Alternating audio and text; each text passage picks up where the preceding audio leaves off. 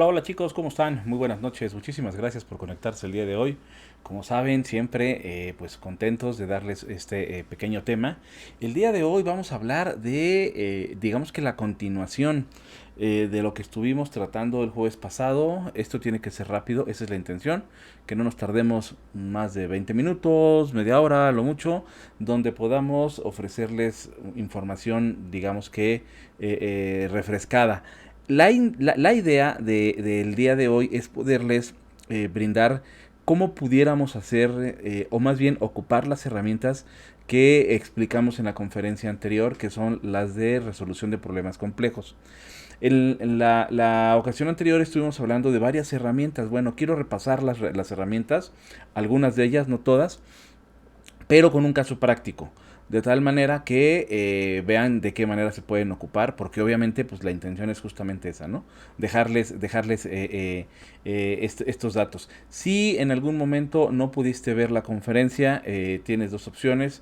Puedes buscarla en YouTube, puedes buscarla en Facebook. No están completas. La conferencia completa la puedes encontrar en nuestra plataforma educativa, pero ya el día de hoy ya tiene un costo mínimo que es de 150 pesos. Realmente no es mucho, pero si quieres vivir las conferencias completas, recuerda que los jueves a las 8:30 de la noche puedes estar con nosotros viviendo justamente esta experiencia. Sale, vale, vamos a comenzar. Resolución de problemas complejos. Lo primero que... miren, aquí está un errorcito ortográfico, vamos a corregirlo. Lo primero que tenemos que ver es el contexto del problema. ¿A qué me refiero con el contexto del problema? Les decía yo, el problema lo siento, lo percibo, a lo mejor tengo una sensación de que algo sucede, a lo mejor hay algo ahí en el aire que me dice que tengo una situación que debo resolver, pero no necesariamente sé cuál es el problema. Quizá sé que las cosas no van bien, pero no exactamente sé cuál es el problema. Entonces, ahí está el detalle. Lo que necesitamos es tener justamente una idea mejor de cuál es el problema, y para eso es el contexto. Yo te recomiendo que hagas las siguientes preguntas. ¿Qué problema tienes o percibes? Voy a colocar yo este problema. Necesito reducir los accidentes en mi empresa, ¿no? Vamos a suponer que lo trabajamos como si fuera seguridad, un tema de seguridad, un asunto de accidentabilidad en una empresa. ¿Qué te preocupa de ese problema? Entonces hacemos la siguiente pregunta. Y aquí tienes que ser muy sincero, sincera. ¿Cuáles son tus preocupaciones reales? Yo puse el bienestar de los trabajadores, puede ser una, que me corran del trabajo o que no se den los resultados esperados. Entonces, ¿qué me preocupa? Sé muy sincero, muy sincera en ese sentido, para que vayas atinando justamente la línea que quieres, ¿no? ¿Quiénes intervienen en el problema? Vamos a hablar de personajes. Bueno, aquí pues quizá mi jefe, los trabajadores, los supervisores, mis compañeros son quienes intervienen. Yo quiero saber quiénes son los actores. ¿En qué te afecta el problema? Bueno, el problema me afecta en los resultados, ya que la gerencia exige que ya no haya más accidentes. ¿Cuáles son tus pérdidas? Pierdo yo credibilidad ante los trabajadores. Esto es bien importante. A lo mejor así lo percibes, ¿no? Los trabajadores ya no me hacen mucho caso porque al final sigue habiendo accidentes pese a lo que yo les diga, ¿no? ¿Cuáles son mis ganancias? Bueno, si todo sale bien, sentiré que gano credibilidad ante los trabajadores. A lo mejor no pierdo mi trabajo, no sé. En ese sentido hay que irlo viendo. Y tu problema tiene indicadores, no están establecidos. Como no tienes indicadores, o si no tienes indicadores, vamos a hablar de los KPIs, de los Key Performance Indicators, que son justamente estos indicadores. Estos KPIs tú los puedes determinar en diferentes, de diferente forma. Aquí yo lo que quiero es que tengamos indicadores mensuales. Yo puse hasta 6 meses, pero por hacer un ejemplo nada más. ¿Cuáles son los indicadores más importantes que yo creo que pudieran servirnos para este problema? ¿Cómo los vas a determinar? Piensa en si tú tuvieras la oportunidad de sentarte solamente 5 minutos, fíjate bien, 5 minutos a dar resultados o a que te den resultados, ¿qué, ¿cuáles serían las preguntas que tú harías? Solamente tienes 5 minutos. No tienes más, quizás hasta menos tiempo, quizás hasta piensan que tienes 2 o 3 minutos. Entonces tú llegas con una persona y le dices, oye, quiero que me digas cuáles son los resultados. Va sobre una área, ¿qué preguntas harías, no? Entonces, a lo mejor si hablamos, no sé, de ventas, pudieras hablar de cuánto es el monto de venta del mes que requieres alcanzar, cuáles son los prospectos de clientes nuevos, cuáles son los clientes a los que se les hizo upselling, no sé, cuáles son las metas de cada uno de los vendedores, cuál de los vendedores sí alcanzó su meta, si hablamos de ventas, ¿no? Pero en este caso, hablando de accidentabilidad, yo coloqué estos: número de accidentes con pérdida de tiempo laboral, número de accidentes sin pérdida de tiempo laboral, número de enfermos, número de accidentes, de incidentes, prima de riesgo del 2020, prima de riesgo del 2021. Y aquí tienes a lo mejor más variables. ¿Cuáles son las que tú vas a colocar? Tú defines eso justamente.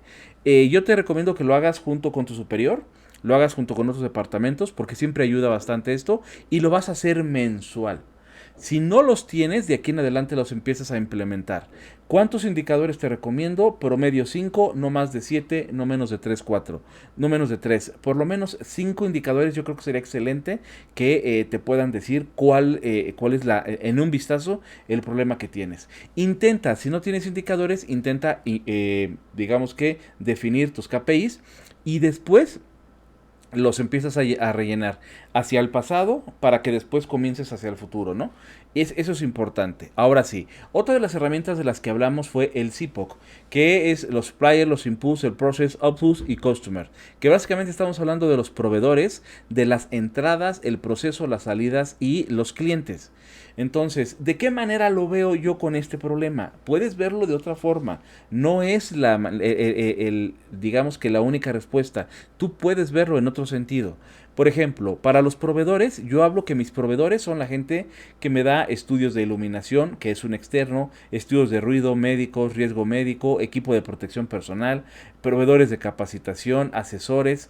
Pero fíjate que aquí, por ejemplo, procedimiento de mantenimiento, que a lo mejor ya no es externo, aquí pudiera ser que sea interno, ¿sale? O bitácoras de mantenimiento. Yo lo puse como externo porque hay empresas que lo tienen como externo, pero quizá no necesariamente todas, ¿no? Bitácoras de mantenimiento, procedimientos de trabajo, a lo mejor también pudieran ser internos. Tú vas a colocar todos los proveedores que tienes, porque esos al final van a responder en mucho a lo que tú exiges después como resultado. Si ellos te dan buen resultado, hablando de que los proveedores pudieran ser tanto externos como internos, tus clientes y proveedores, tanto externos como internos, hay que identificarlos, te va a ayudar a definir justamente. Ok, vamos a hablar de los inputs. ¿Tienes entradas de esto? Por ejemplo, ¿tienes un proveedor de iluminación? No. O de todos los demás, sí. De los externos no tienes asesores, no tienes procedimientos de mantenimiento, por ejemplo, no tienes bitácoras, no tienes... Quiere decir que no tienes entradas, o sea, no hay información que se esté llenando y esto es importante. Ahora hablamos de el CPOC. Del proceso. ¿Existe un proceso? Pues no, por ejemplo, para los estudios no está calendarizado, no existe proceso, para los de ruido tampoco, para los médicos sí existe un proceso, o sea, existe un procedimiento marcado ya hecho, no existe, si existe, bueno, tú lo vas a dejar aquí. A lo mejor puedes poner la referencia, sí, el procedimiento general, número tal, bla, bla, ok, perfecto, entonces ya sabes que sí existe. No puede, es muy importante, existir un proceso que no esté escrito. Si no está escrito, no existe. Para mí es un rumor. Ante un proceso de auditoría o ante un sistema de gestión internacional, eso sería como un rumor. Entonces, es que siempre lo han hecho así. Si este procedimiento existe, existe si está por escrito y autorizado. Si no está por escrito y no ha sido autorizado, no existe. Outputs. ¿Qué son los outputs? ¿Cuáles serían tus salidas? Mira, por ejemplo, de estudios de iluminación, no hubo estudio, no está calendarizado, por lo tanto, no hay correcciones de iluminación en la planta. ¿Eso puede traer un problema de accidentabilidad? Sí, por supuesto. Por ejemplo, aquí, estudio de riesgo de incendio. Se hizo el estudio, si hay input, si existe, pero no hay sistemas. O sea, no ha habido salidas, no ha habido un resultado, digamos que una toma de decisión posterior a que el proceso exista, ¿no? O las bitácoras, por ejemplo, no existen bitácoras, no hay un input, no existen en el proceso y por lo tanto tampoco hay outputs. Esto es importante. Ahora bien, ¿quiénes son los clientes? Pues tú aquí defines, pues trabajadores, trabajadores de instalación, o mis clientes directamente, o mi jefe directo, o tú vas definiendo justamente esto. Por eso es importante que hagas esta gráfica del CIPOC para que te vayas dando cuenta de cómo intervienen y qué sí tienes y qué no tienes. Y después vamos a hacer un mapa. Aquí yo tengo un mapa, estoy suponiendo que en esta ocasión yo no tengo un flujo, una simbología de flujo del proceso. Entonces la voy a hacer. Si yo ya tengo una, perfecto, ahorita les voy a enseñar una. Puedo ocupar otra metodología que es los 5 porqués. Les voy a dar un ejemplo de cómo se utiliza. El primero es el qué. ¿Qué es lo que quiero resolver? Exceso de accidentes. Primer 5 por qué, el trabajador es descuidado. ¿Por qué el trabajador es descuidado? No tiene capacitación. ¿Por qué? No se autoriza la capacitación. ¿Por qué? Porque no hay presupuesto. ¿Por qué? Porque no fue planeado. Propuesta, asignar presupuesto. O el trabajador no conoce la máquina. ¿Por qué? No hay curso de inducción. ¿Por qué? No se ha creado. ¿Por qué? Porque el curso debe ser puesto al puesto de trabajador, y sobre seguridad es necesario formar un comité. ¿Por qué? No hay responsable. Propuesta, asignar a recursos humanos como responsable. Tú a lo mejor aquí puedes llenar más, ¿no? Yo te puse el trabajador es descuidado y puedo colocar nuevamente el trabajador es descuidado. ¿Por qué? Porque no es consciente de la accidentabilidad o de los peligros. ¿Por qué? Porque no se le ha informado. ¿Por qué? Porque no se han determinado cuáles son los peligros principales dentro de la planta. Y al final la propuesta es, bueno, enseñarle o darle a conocer los peligros relacionados a su trabajo. Entonces, esta herramienta de los 5 porqués o del why, te va a servir muchísimo justo para determinar soluciones posibles. Y aquí vamos a meter una regla que es la regla de Pareto. Déjenme hacérselos un poco más grande. Vamos a suponer que esta causa pudiera ser los tipos de accidente. Entonces, yo lo que quiero es corregir cuáles son los accidentes, el 20% de accidentes de mayor importancia, porque son normalmente los que con corregir el 20% de esos accidentes, yo puedo encontrar resultados de hasta un 80% en mi proceso.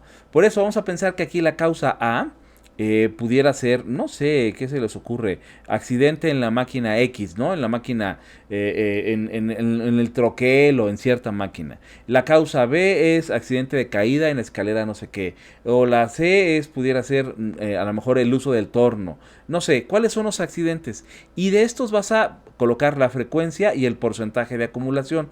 Por lo tanto, al final vas a graficar cuál es el 20% que son más importantes por su, ¿cómo se llama?